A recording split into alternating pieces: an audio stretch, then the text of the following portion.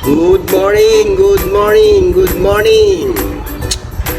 May isi-share lang ako sa inyong mga bagay-bagay mga kababayan tungkol sa usaping bayan. No? Alam nyo mga kaibigan, ako may nagdadalawang isip na makisawsaw o makibahagi ng aking opinion dito sa social media mga kaibigan.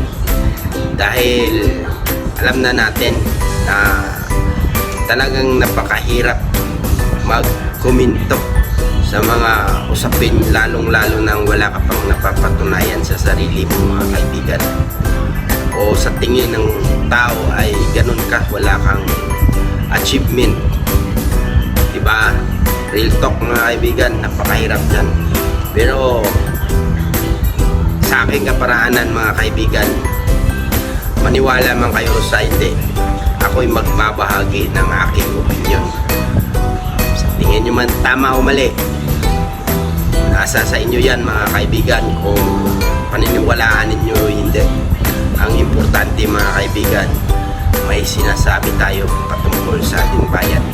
Dahil napakahalaga niyan mga kaibigan na tayo'y kumikibo at napakikinggan ng buong sambayanan dahil sila'y magnilay-nilay sa kanilang mga gawain, lalong-lalo na sa mga namumuno mga kaibigan. Tingnan nyo na lang ang mga leaders natin ngayon. Dapat may opinion tayo bawat isa para sa pagkakaisa. Kung magkataon na mapupuno na ang salok, kailangan kalusin mga kaibigan.